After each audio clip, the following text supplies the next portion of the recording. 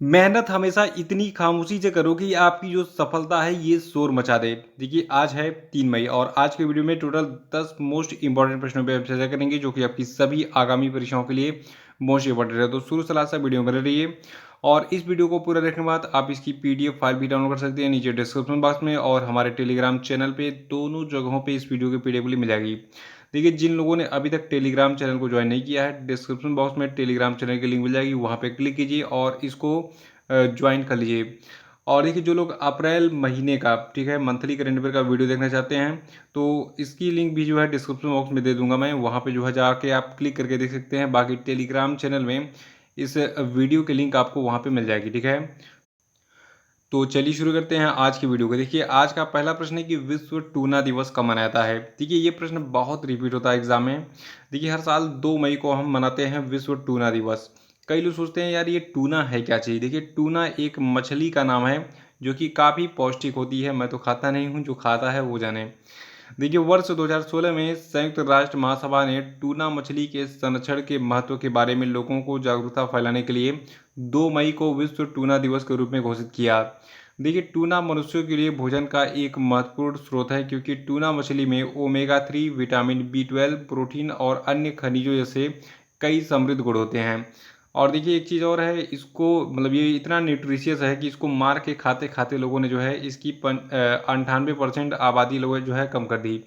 तो इसीलिए इसकी संख्या कम होती गई और इसीलिए इसके बारे में जागरूकता फैलाने के लिए संयुक्त राष्ट्र महासभा ने 2016 में कहा कि हम विश्व टूना दिवस मनाएंगे हर साल। तो ये था विश्व टूना दिवस। और अगला प्रश्न है कि महाराष्ट्र और गुजरात का स्थापना दिवस कब मनाया जाता है। देखिए ये प्रश्न भी बहुत पूछा गया एग्जाम में। अगर आपने कभी एग्ज़ाम दिया होगा इसके पहले 2-3 सालों में तो आपको पता भी होगा। देखिए 1 मई को जो है हर साल महाराष्ट्र और गुजरात का स्थापना दिवस मनाया जाता है। देखिए 1 मई 1960 की बात है। 1 मई 1960 को बॉम्बे पुनर्गठन अधिनियम 1960 के द्वारा बॉम्बे के द्विभाषी राज्यों को 2 अलग अलग राज्यों में विभाजित कर दिया गया था, जिसमें मराठी भाषा लोगों के लिए महाराष्ट्र और गुजराती भाषी लोगों के लिए जो है गुजरात राज्य जो है मतलब प्राप्त हुआ था। यानी कि हुआ क्या था, पहले गुजरात और महाराष्ट्र एक ही राज्य हुआ करते थे, लेकिन जब 1 मई 1960 को बॉम्बे का पुनर्गठन हुआ तो बॉम्बे से जो है 2 राज्य बने, एक महाराष्ट्र बना और एक बना गुजरात। तो जो गुजरात है यहाँ पर गुजराती भाषा वाले लोग थे और महाराष्ट्र में मराठी भाषा वाले, ठीक है। देखिए गुजरात को भारतीय संघ के 15वें राज्य के रूप में स्थापित किया गया था। और अगला प्रश्न है कि भारतीय सेना के सह सेना प्रमुख कौन बने। तो देखिए भारतीय सेना के सह सेना प्रमुख बन गए हैं BS राजू और 1 मई 2022 को इन्होंने अपना पदभार ग्रहण कर लिया है। तो याद रखिएगा भारतीय सेना के सह प्रमुख कौन बन गए हैं, BS राजू जी, ठीक है। और भारतीय सेना के प्रमुख कौन बने हैं ये भी मैं आपको बताता हूँ अगले प्रश्न में। देखिए अभी हाल ही में जो है भारतीय सेना के 29वें प्रमुख के रूप में जनरल मनोज मुकुंद नरवणे की जगह ली है। किसने, मनोज पांडे ने, ठीक है। यानी कि इंडियन आर्मी के नए चीफ कौन बने हैं, मनोज पांडे, और इन्होंने इस पद पर जनरल मनोज मुकुंद नरवणे की जगह ली है। और ये भारतीय सेना के 29वें चीफ बने हैं, ये क्रम याद कर लीजिए। देखिए इतना छोटा सा प्रश्न है, 3 पॉइंट यहाँ पे मिल रहे हैं, यानी कि 3 प्रश्न आपके बस इतने में ही तैयार हो रहे हैं। देखिए जो मनोज पांडे के बारे में खास बात मैं आपको बताऊंगा। देखिए लेफ्टिनेंट जनरल मनोज पांडे जो है ये चीफ ऑफ आर्मी स्टाफ यानी कि इंडियन आर्मी के चीफ बनने वाले पहले इंजीनियर भी हैं। यानी कि ये इंजीनियर थे और इंजीनियरिंग पेशे से आर्मी के चीफ बने हैं। देखिए आर्मी में भी इंजीनियर का पद होता है, ये आपको पता होना चाहिए। देखिए जो आपके मनोज पांडे इन्होंने 1 मई 2022 से इस पद का कार्यभार संभाल लिया है। और अगला प्रश्न है कि हाल ही में किसने भारत के नए विदेश सचिव के रूप में पदभार ग्रहण किया। तो देखिए भारत के नए विदेश सचिव बन गए हैं विनय मोहन क्वात्रा। देखिए आज के जितने भी प्रश्न हैं सभी इंपॉर्टेंट हैं, तो इसको जो है बिल्कुल रटना क्या है, आपको याद तो हो जाता है कि बार में, क्योंकि बहुत सारे बच्चे कहते हैं सर एक बार बस हम आपकी आवाज़ सुन लेते हैं हमें याद हो जाता है।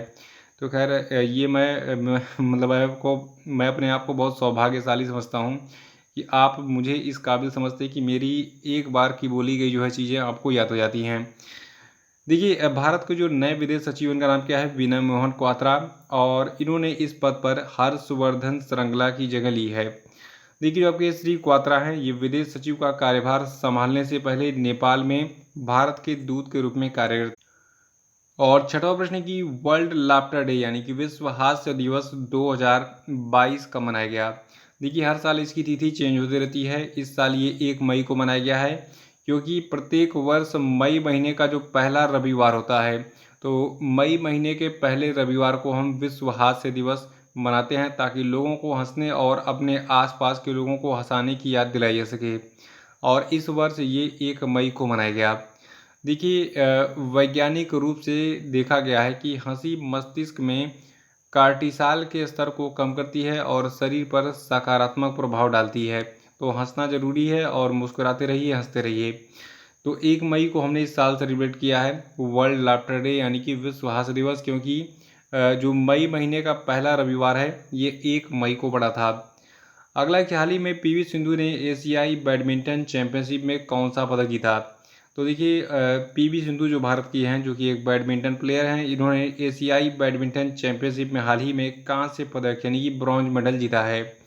और ये पदक इन्हें मनीला में हुए सेमीफाइनल मुकाबले के शीर्ष वरीयता प्राप्त गत चैंपियन जापान की अकाने यामागुची से 3 गेम में हार के बाद हासिल हुआ है।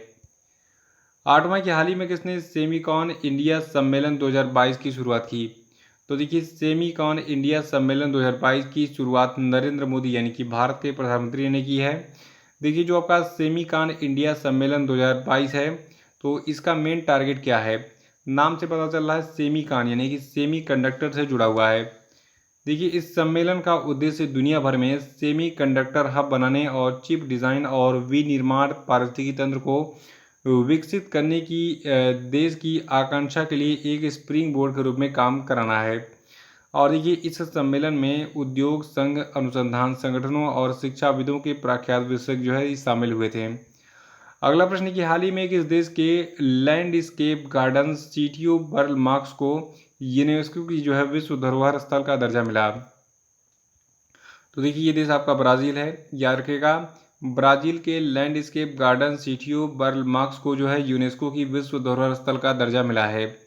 और देखिए इस गार्डन में जो है 3500 से अधिक पौधों की प्रजातियां हैं, जो मूलतः रियो की प्रजातियां हैं, और इसे वनस्पति और परिदृश्य प्रयोग के लिए जो है एक प्रयोगशाला के रूप में माना जाता है। तो देखिए एग्जाम में मोस्टली यही पूछा जाएगा क्वेश्चन कि लैंडस्केप गार्डन सिटियो बर्ल मार्क्स जो कि ब्राज़ील मतलब सॉरी को जो है यूनेस्को की विश्व धरोहर स्थल का दर्जा हाल ही में मिला है, ये किस देश में स्थित है, तो ये ब्राज़ील में स्थित है। फिर से सुनिए, ब्राज़ील के landscape garden city of बर्ल marks को यूनेस्को की विश्व धरोहर स्थल का दर्जा मिला है। अगला कि हाल ही में कौन दोबारा फ्रांस के राष्ट्रपति बने। देखिए फ्रांस में जो है अभी चुनाव हुआ था राष्ट्रपति का, और इमैनुअल मैक्रोन अभी हाल ही में दोबारा जो है फ्रांस के राष्ट्रपति चुन लिए गए। तो बस इतना दिमाग में फिर से घुसा लीजिए कि फ्रांस के राष्ट्रपति दोबारा चुने गए कौन, इमैनुअल मैक्रोन। तो ये थे आपके आज के सभी धमाकेदार प्रश्न, जिसको हमने बहुत ही कम समय में एक तरीके से कैप्चर कर लिया। अब हम बात करेंगे आज के सभी क्वेश्चन अपडेट पे। तो सभी लोग कमेंट बॉक्स में आंसर देंगे। पहला प्रश्न है कि शिवालिक स्मॉल फाइनेंस बैंक के एमडी और सीईओ कौन बने, बताइए। अगला कि अंतर्राष्ट्रीय श्रमिक दिवस या फिर मजदूर दिवस कब मनाया था, बताइए।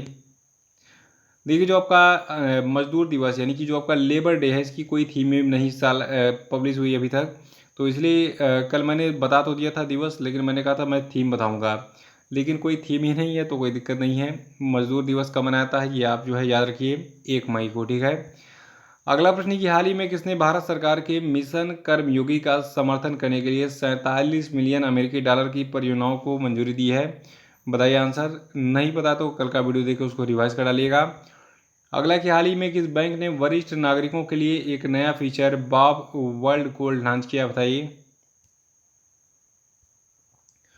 पांचवा कि इंडिया फार्मा अवार्ड 2022 में Indian pharma leader of the year का पुरस्कार किसे दिया गया, बताइए। और अब हम बात करेंगे कल के पूछे गए सभी क्वेश्चन अपडेट के सही उत्तरों की। लेकिन का पहला प्रश्न था कि हाल ही में किसे विटली गोल्ड अवार्ड से सम्मानित किया गया है, तो देखिए इनका नाम है चारुदत्त मिश्रा। दूसरा था कि हाल ही में किस भारतीय को ऑनलाइन लेंडिंग प्लेटफॉर्म इंडीफी टेक्नोलॉजीज़ का सलाहकार नियुक्त किया गया है, तो देखिए इनका नाम है रजनीश कुमार जी। और तीसरा था कि माइग्रेशन ट्रैकिंग सिस्टम एप्लीकेशन विकसित करने वाला भारत का पहला राज्य कौन बन गया है, तो देखिए राज्य है महाराष्ट्र।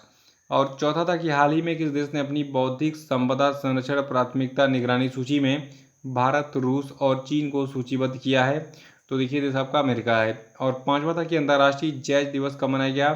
तो देखिए अंतर्राष्ट्रीय जैज दिवस 2022 मनाया गया है 30 अप्रैल को। तो इसी के साथ ये वीडियो समाप्त होता है। वीडियो कैसा लगा कमेंट बॉक्स जरूर बताइए और इसको कम से कम 2 लोगों को जरूर शेयर कर दीजिएगा वीडियो को लाइक करने के बाद। तो जय हिंद, जय भारत।